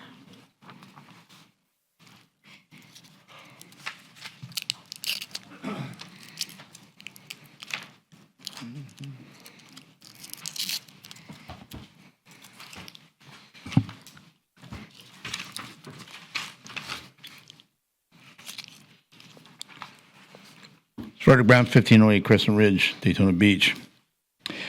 First of all, on the positive side, we'll get that out of the way before we start the slinging of arrows, as you stated. I was very happy to hear from Commissioner Cantu acknowledging what's been going on with us veterans. The Heroes Honors Festival was an outstanding event, and it was really great. For those who were there, I was part of the honor guard, presenting the colors. And I'll be there at the museum on the 4th. That's going to be a busy day. City Manager, Pietro, I'm sure you'll be all over the place that day because we also have the opening of the parks, which I'm very thankful for. And I also want to thank the City Manager for being gracious enough to give me some personal time. We had a rather lengthy meeting, covered a great deal of topics. I see him as the word I came away with was energy. This is a city manager with a lot of energy. We did not have that previously. We have it now. We had politics. Now we still have politics, but we now have some energy. And I'm glad to see that. And I hope he'll get involved in this Bridgeport Heights thing too. One other thing I want to bring up, there was a severe waste spill on South Atlantic Avenue that seemingly went unnoticed by everybody. I walk there daily, so I saw it. It happened Thursday evening, May 26th at the Holiday Inn Resort. A tremendous amount of food grease waste was dumped all over the highway. It appears to be somewhat flagrant. It was washed out into the gutters. There was literally pools of food grease in there. And what I found difficult was reporting it. which I did. Of course, the next day was Thursday. By then, if anybody's driven up it, there was a good 3/4 mile of grease trail up Atlantic Avenue where all the cars had driven through it overnight, smearing it from one end of the city to the other. That's not the kind of city we need to present here. So without going into any more detail on it, I would like to see an easier way to report environmental spills. There was a great deal of confusion. I'd like to see a quick link for environmental spills that I can report anytime 24/7. Because this thing did happen in the evening when all the code enforcement people were gone. Now I'm down to my last 39 seconds, and I can't even begin to talk about all the things I want to talk about Bridgeport Heights. The main thing you have to remember, and we've made, Commissioner May has made some corrections. There's lessons to be learned, as you know. This property should never have been given away. It was dated to the public. The application was false. We've stated all the reasons for that over the past 2 years, and that's all the reasons why it should have been rescinded. It needs to go back to the way it was. It does not need to have special driveway provisions that were put in, and we're still trying to find a permit of how the property got paved, and it's not there. Thank you. Okay, our next speaker is Libby Coleman, and on deck is Marjorie Johnson. Is that the name of the park?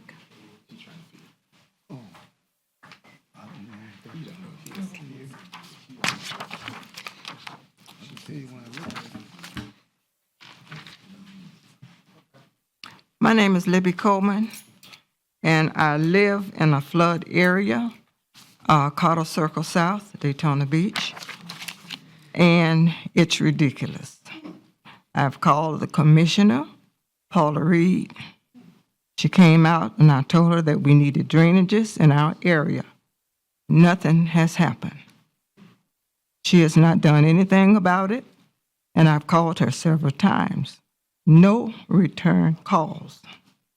And it's very distracting on her behavior that she has not put forth an effort to get back to me. I also called Thurland Beaver Wiggins, and I called him several times. No response from him either. Derek C. Feature, and I left him several messages and no return phone calls. And I'm at a standstill.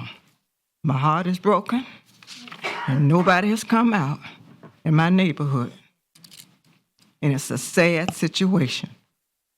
You have people in office, they should do their jobs and not just sit there and consistently taking, sorry.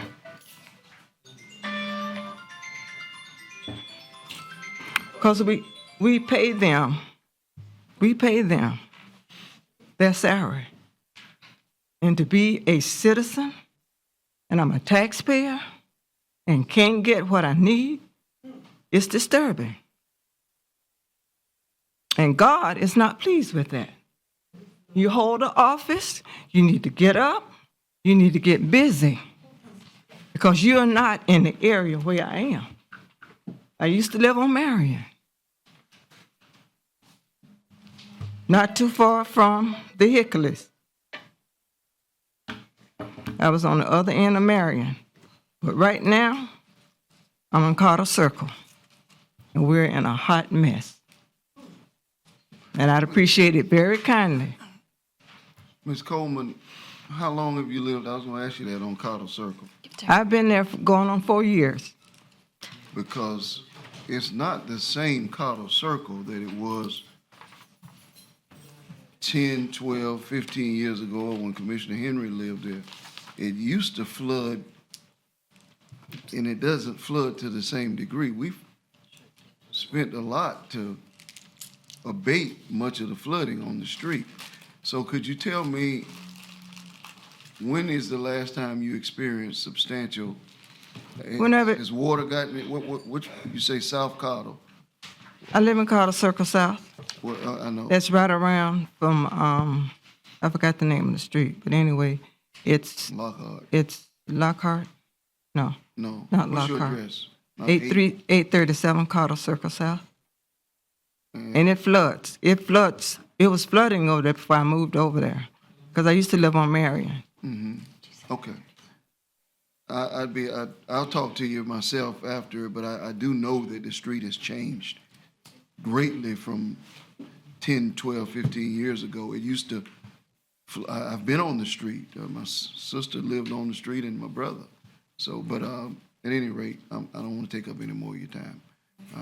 And I appreciate if somebody would come and give us what we need. Okay. Certainly appreciate it. Thank you. Thank you. 8:37. Next speaker is Marjorie Johnson, and on deck is John Nicholson.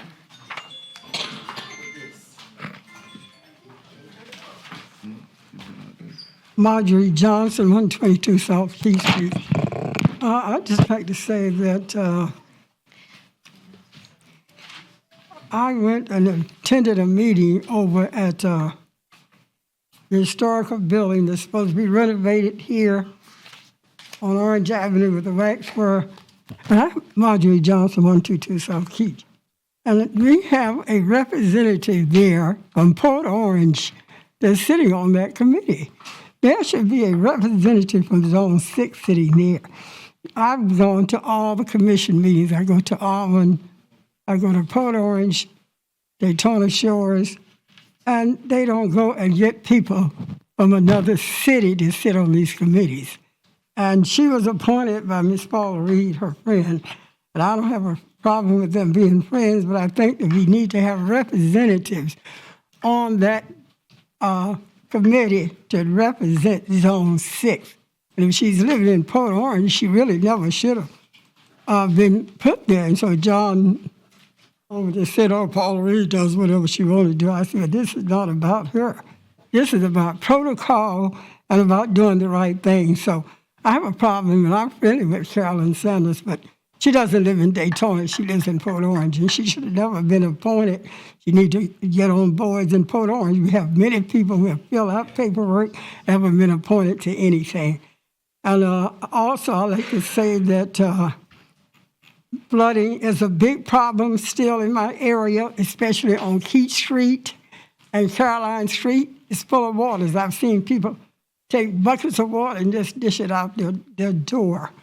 Right down there on Keach Street by the school, right by Caroline Street, and I live at the beginning of Keach Street, right there behind the IHOP. So it's not as bad there because as soon as you hit Keach Street off of International, you're at my house. So there is a lot of problems. There's some work getting done. The streets are getting paved in Midtown, finally, after many years of neglect.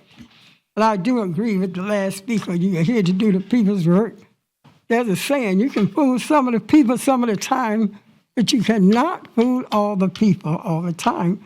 People are looking at you giving away our public property, and you did it at a time under COVID, and you got in here and gave, you should have did that. That was wrong.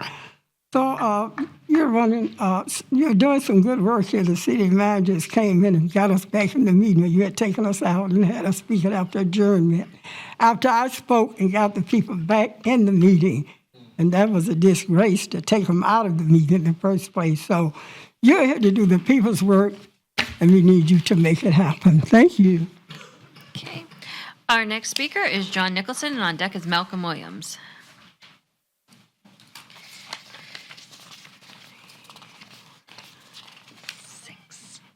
John Nicholson, 413 North Granview Avenue. Four things.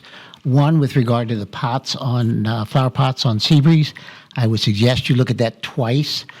We have them on Main Street during special events. They become chairs. The flowers get sat on. It becomes cigarette butts. It becomes trash. It is not something that you want. And if you recall, we already went through what happens on Seabreeze. So every Friday and Saturday night, those will become trash cans. They will become cigarette butts. People will sit in them, stand in them, etc. It's not a good place to put them. Secondly, the county has a policy where when somebody retires, they recognize them at the meeting. Now, we've had people retire, and we never knew it. They just happen, you don't see them for a couple of months, and oh yeah, they retired. There was somebody who was here, she was here before I moved, so she worked for the city probably 40 years or more, surely. I just happened to be walking in the building when she was escorted out. Now, Shirley had been here forever to me, she was escorted out by a guard, a police officer. And to me, you do that when you fire somebody, and it looked terrible. So the first impression was, God, she's been here forever. But had I not been there, we would not have known that she retired. So I'm asking you to consider when somebody retires that we at least acknowledge them at city commission meetings. Because Betty, I keep teasing Betty. She was supposed to retire with Chitwood. She was supposed to retire when Glenn retired, left the city office. Now she's staying on with Fiacher, and I teased her about retiring when Fiacher retires. And she laughed, okay? Because she could be here that long. So she's been here a while. So when she retires, we should at least acknowledge it at a meeting. So I'm asking you to probably think about putting that on the agenda. When people are here for 30 or 40 years, that we acknowledge that they've been here. Pop-up event. You've got that in your little flyer. It is very important to us on Beachside. Those pop-up events are terrible for Beachside events. So apparently the governor signed it, and you all have never made a comment about it. But it's something that is terribly, terribly important to us on the Beachside. And lastly, the rezoning. Okay? I need a reason why you delayed this. You're talking about 10,000, 15,000 people who do not have the right to vote. I talked to the lawyer that did the county. I've talked to a lawyer in Tallahassee. They want to know why. Because there's no reason, if the county can do it, the city can, all 16 cities can do it, the school board can do it, why are we not doing it?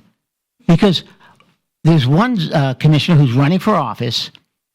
When her zone gets rezoned, 70% of her people will not have voted for her. Thank you, John. Thank you. I would like those names in Tallahassee, please. Thank you. Oh, the ethics committee and the... Okay, you'll give me their names, correct? Okay. Oh, it's city manager's update. Our next speaker is Malcolm Williams, and on deck is Michael Schnapps-Tyler. Do you have the manager's report thing? Do you want to look at it? Good evening. Malcolm Williams, 1006 Libby Avenue. My phone number is 386-333-4769. And the reason I give that is because I'm always available. If there's somebody that has a question or want to check me or counter check any decisions or any statements I made, please reach out to me. Thank you. Next thing is, I attended a meeting on Saturday in the Madison Heights community, and I was really, really heartbroken. Some of the things that I heard of that meeting surprised me. One, from the residents, they said they submitted this 5-page petition to the commission within a year, and they never received a response or anything. And that committee, or that community, feels as if they're being neglected. And I had to apologize myself because that is also a part of Zone 5 where we have not given much attention to. And so one of the responses that I personally have is we're going to be revamping this 5-page letter to a more condensed thing to send to you guys. And I'm asking for all of our leadership, commissioner, mayor, city manager, to join us in August for a special Madison Heights community meeting. I will be sending out those requests within the next week. I also would like to say that, Mr. Manager, our Zone 5 pictures must have got lost. I'm going to just chalk that up to staff. But we do appreciate you and your presence in Zone 5, our community meetings and our Santa Run in the past year. We do really, truly appreciate it. The last thing is, and it goes along with this as well, is that parks has been a really, really big topic lately. And even though we are looking at parks in Derbyshire area, a lot of us still consider Derbyshire Parks to be a sports complex and not actually a park. And so we were looking or having the discussions about locations in our area for other parks, Madison Heights, Jimmy Ann, and different places. So what I'm asking and requesting is, because I've asked the residents to actually bring it to the Leisure Service Advisory Board meeting. So I'm asking if, Mr. Mayor, too, especially if you guys have any ideas for parks, if you can bring that to the Leisure Service Advisory Board at the same time. That way all of our citizens and everybody will be on the same page when it comes to park. And one of the biggest things that we're looking at, there is a company called Green Greenfield Outdoor Parks. They specialize in ADA compliance parks. And we're looking at putting a park in that area that will kind of be a tool for the nursing homes, for the senior citizens, and some of the special needs that we may have in the area. We looked at that company, and I was trying to get them to do a presentation. We're just worrying about time. But you talk about beautiful, beautiful, beautiful parks. That is one company. Last but not least, if we can please get 2 updates, one on the youth council and the hiring of our police officers. Okay. Our next speaker is Michael Schnapps-Tyler, and on deck is Larry Jones.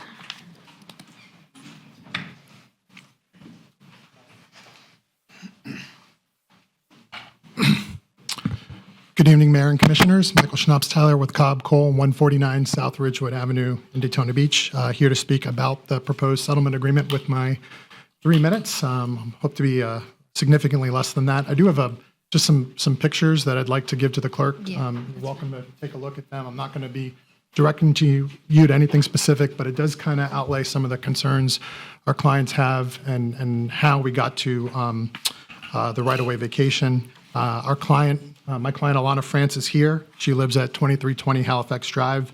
She has lived there since 1996. Since she's lived in the area, her and her neighbors have maintained the river approach. The river approach is the way to get to her home. It's the extension of Halifax Drive. It's how they access their driveways. Their homes don't front Halifax Drive. They front this paved extension. And I respectfully disagree with the comments that were made about how the right-of-way application was handled, but the right-of-way vacation and application was never about preventing access to this area for residents. It was about our clients having the ability to maintain the property. Since the right-of-way vacation was approved more than 2 years ago, nobody has been prevented from accessing the area, and nobody has been trespassed from the property. Folks have been continuing to access the property on there. And to that end, we've worked with city staff and the city attorney in good faith on a settlement agreement that accomplishes 3 really important things. First and most importantly, it returns the river approach back to the city by vacating the resolution that vacated the right-of-way. On top of that, our clients have agreed to give the city special warranty deeds so the city can say that it owns this property. It is the city's property. No one else can claim ownership through it. Since the paved portion of the property is how our clients access their property, it does provide for an access agreement that allows them to drive through there to get to their homes and driveways. That's it. It also requests that the signage that's on our first page of the handout, the diamond signs that were there, that photo's dated 1999, there's a second photo dated 2007, that those be returned at the end of the pavement. Pavement ends, diamond signs are there, and that's common at all your river approach areas throughout the city and also in Daytona Beach shores. It also provides for protection of the river approach in environmentally sensitive areas along the river, including the mangroves that are protected under Florida law. That occurs through some basic rules that apply to all your public spaces. No alcohol, no littering, no dumping, no loitering. And we think that's really important here because we have evidence of improper activities, destruction of the mangroves, using the right-of-way approach to hop the fence onto Ms. France's property, motorcycles being out there at night. Since being approached by the city, our goal has been to work cooperatively and in good faith to return the river approach back to the city while allowing the clients to access the areas and protect the environment. That settlement agreement does accomplish it. Thank you. Thank you. Our next speaker is Larry Jones, and on deck is Ann Ruby.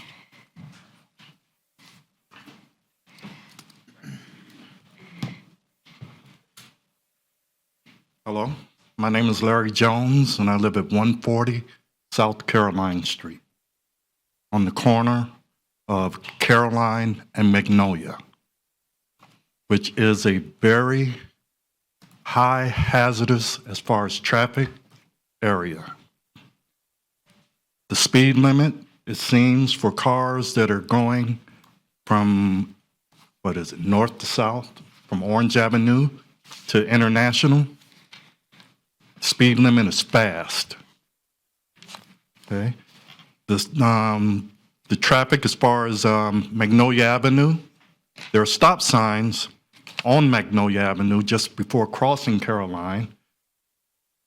People obey those as if I don't see anything coming, I'm going. Okay.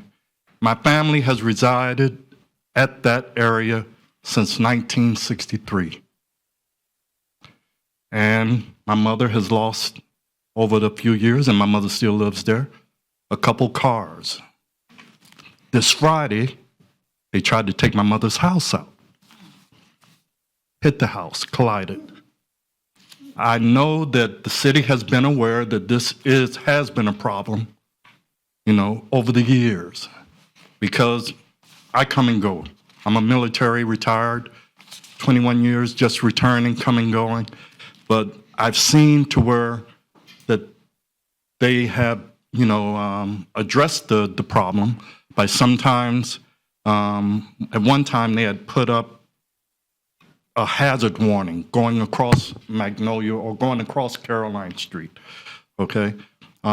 They've had flashing lights up there, but still, it's a problem. I think that area really, truly needs to be addressed. Okay? So that's all I have to say. Thank you, and I hope something's done. Mr. Mayor, Mr. Torrance stopped by yesterday and we had a discussion regarding this. They just built a brand new house on that corner across from his parents, his mom. Their house has been hit twice. The brand new house. And hadn't been there 6 months. Not even 6 months, yeah. And it's been hit, they hit the garage in that same accident on Friday. And before the house was even finished, it was hit. So that community is asking, well, my community is asking for either a four-way stop or a flashing light or something. A lot of people are asking for those speed bumps, but speed bump, if they just stop to go across it and speed back up again. So it's really disheartening to have just built a brand new home and for it to be hit twice. So if we could have traffic or staff to look at that intersection of Magnolia and Caroline to see what can we do. Thank you, Mr. Jones. Thank you, Mr. Ruby. Ann Ruby, 137 Park Avenue. I want to say how grateful I am that the city manager has been here for a year. Your presence has been transformative, and you bring a buoyant, positive energy that is just allows for so much more optimism. And thank you very much. That being said, it's time to think about your evaluation, what forms are going to be used, because I think that's all part of the process, is making sure things stay on track. When it comes to the Little League fields, I had 2 kids who played Little League. They played in very different age groups. Life was terrible, just trying to run around getting kids to fields. And I think before we just say putting a field there is enough, we need to look at, first of all, Little League starts at 4 years old. So this notion that you're going to build a field in the neighborhood and kids are just going to ride their bikes there or walk there, 4-year-olds aren't doing that. And there's a lot of parents who wouldn't feel comfortable having their 10-year-olds do that. So I think the city could help by looking at what other support do parents need for getting their kids to play sports. Because if you catch them when they're 4 and they get enthused about Little League, they'll keep playing, hopefully. Because baseball is a transformative sport. So I think that looking at things like how do you get the kids there? How do you get them home? How do you get homework done? What kind of snacks there are? I know that sounds like things that shouldn't be the city's job, but it's very impactful in terms of how making it easy for parents to have their kids play sports when they might, every caregiver might be at work. So I think we got to look into that if we really want to encourage these athletic programs for young kids. And they're very important. They teach you that losing isn't everything, that you can come back and try. And I really think that needs to be looked into. So thank you. On the Bridgeport Heights thing, I have listened to them come here over and over and over again and talking about what they don't like or what they don't want, but they never get specific. And it might be useful prior to the workshop for them to come up with a list of what it is they don't like. Review the agreement that's in place or proposed, come up with a list of what they don't like, submit it in writing, because I think what's been missing here is public back and forth. They come up and talk, you listen, they go away, and there's no responsiveness. So I think that would be helpful. It would also, I think, help to keep things succinct. And I think there's two issues. There's what's going to happen in the future, and there's beefs over how it happened in the past. And I think you got to decide where you want to put all the time and energy, where do you want to put the focus. But I would suggest that you ask them to submit in writing very specifically what it is they don't like, because I've been listening to them for a long time. I don't understand what it is they don't like. Thank you. Sorry. Our next speaker is John Birch, and on deck is Doyle Lewis.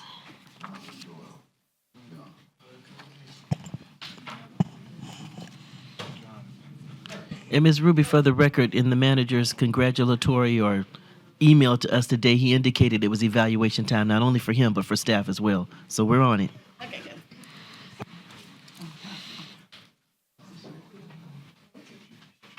Praise the Lord.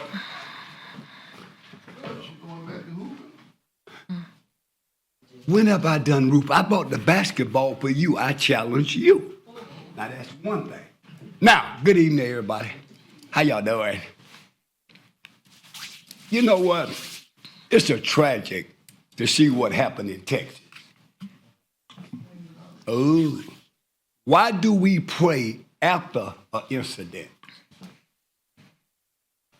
I'm gonna ask a question. Y'all got all the sense. You know, I looked at it. I'm in special ed. So I look at it like you all were smarter than me. But I graduated, and guess what? 12th grade, they said, see you in what? Summer school. So I'm one of them guys that went to summer school in 12th grade. So I'm one in a million. And I left from 12th grade and went straight on to college in special ed. Because why? I didn't raise no saying in school. My mama whooped my behind. I sat there, I done the best I can do. And that's all my mother and daddy expected of me. Now, what did your mother and dad expect of y'all special people who's very smart? I went to East Texas State. Boom. High jump. Boom. And they paid me. Everybody that say they don't pay you in college is a lie. I was that far from the world's record. In what? High school. I was a monster. I was. But guess what? I had 3 kids before I left high school and took them all to college with me. I told my coach, if you don't take care of me and my kids, I won't play for you. I was always the number, whatever that word is. But I done the best I could. And guess what my professors told me? If you do your best, I can curb your what? Grade. Now, my concern is Zone 6. Why are you going in here studying, taking people houses, charging them money, when we should be trying to get a grant to help people improve their house? Now, I'm in Stark, Florida. That's Bradford County. Electric chair. They don't do nothing. They say, I asked the man, but why you don't condemn that racket? He said, are they going to stay with you? And I looked at him like, that make a point. But they got a grant that helps them. They tear their trailers down. They even let them sleep in what? Them little sheds. And you all say we got a housing crisis. We do. We got a money crisis. Y'all are money hungry. And it starts with the mayor. So you let Brown and Brown do what they do. Dang, it's coming down. I'm at the 3-pointer. I'm shooting you. All I'm saying is, how can you hurt a person that is all they have, and you got a Brown and Brown that's got? Uh-oh. Checkmate. I'll see you on the court next time. Think about it. You don't do that. You don't have to grab. It's showtime for Mr. Hill.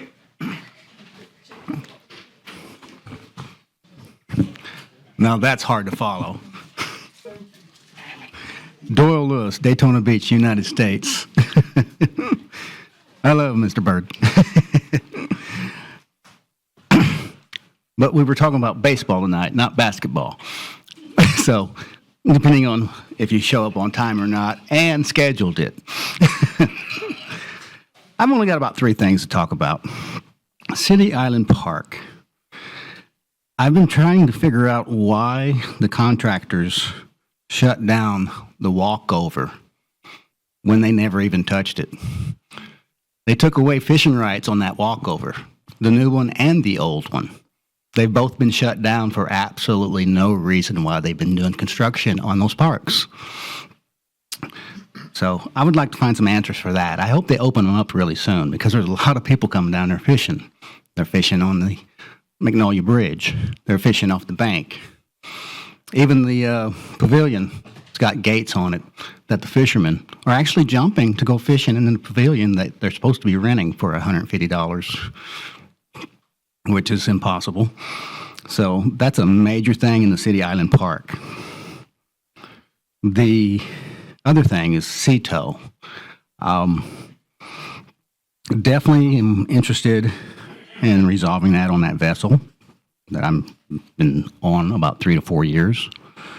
So I just need a direction on who I need to talk to, if it's the mayor or city manager, about the Sea Ray boat. So there's new homeless people in town also. Lots of them. They're coming off the Greyhound bus mainly from the north. They're over on the ocean. They're on the boardwalk. They're in City Island mainly. They're around all the vacant properties, pretty close to the Greyhound bus station. The police are actually doing a very good job.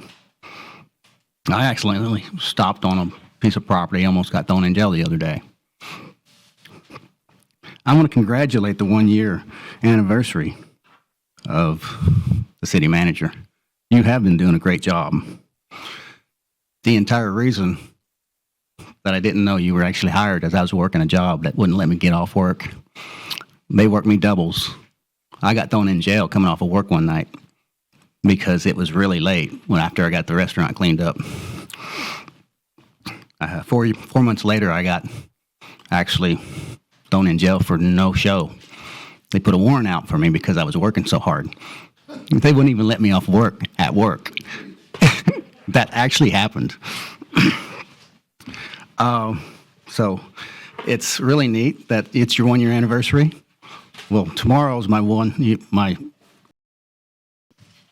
I'm hitting the mark of 55. Thank you very much.